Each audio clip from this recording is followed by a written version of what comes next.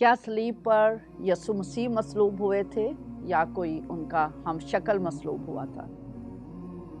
वाक़ई सलीब से अहले इस्लाम इनकार नहीं करते, लेकिन उनका ये कहना है कि यसु मसीह की जगह कोई उनका हम शक्ल मसलूब हो गया। लेकिन उसकी ये जो वजाहत दी जाती है वो ज़रूर काबिल तवज्जो है, काबिल गौर है।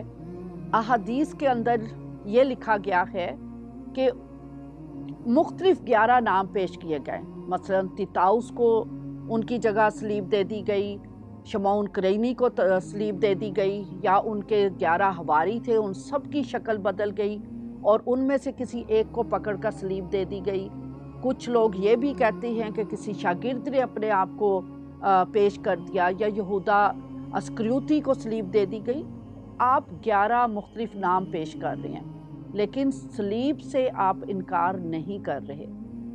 जबकि अगर कुरान मजीद को गहरे तौर पर मुतालिया किया जाए तो वाज़े तौर पर लिखा हुआ है कि उन्हें मौत दी गई। आप कहते हैं कि ये मौत सलीब पर नहीं दी गई।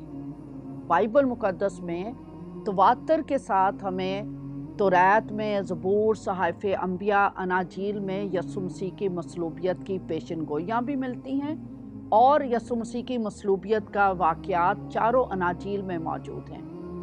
अब या तो आप एक लफ्ज़ किसी एक शख्स का नाम बता दें कि हाँ, यसु मसीह की जगह इसको सलीब दी गई थी, फिर तो हमें समझ आए। लेकिन जब आप मुख्तलिफ़ किस्म के नाम पेश कर देती हैं तो इबहाम बढ़ जाता है। लेकिन क्या एक को बचाने के लिए, यानी यसु मसीह को बचाने के लिए, किसी दूसरे को जो बेकसूर था, सिर्फ उसका कसूर ये था कि वो हम शक्ल हो गया था, तो क्या किसी बेकसूर को सलीब देना ज़रूरी था? बाइबल को पढ़िए, यसाया का सहीफ़ा 53 बाब पूरी वजाहत से यसु मसीह की मसलूबियत का बयान करता है, और फिर अनाजील में मसलूबियत का वाक़या पूरे तौर पर मौजूद है, और एक ही शख्सियत की मसलूबियत का जिक्र है, वो है जीसस क्राइस्ट की मसलूबियत का। कुरान मजीद में जबकि ये कहा गया कि तू मुझे मौत देगा और फिर तू मुझे ज़िंदा करके उठा लिया जाएगा, हमें इसकी मज़ीद तफसीर देखने की ज़रूरत है, वजाहत जानने की ज़रूरत है। अगर आप अनाजील को समझेंगे तो आप यसु मसीह की मसलूबियत को भी समझ सकेंगे।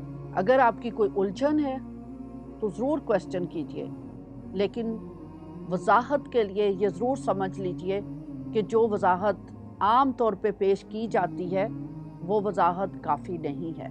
इसमें तहकीक की ज़रूरत है, इसको गहरे तौर पर जानने की ज़रूरत है।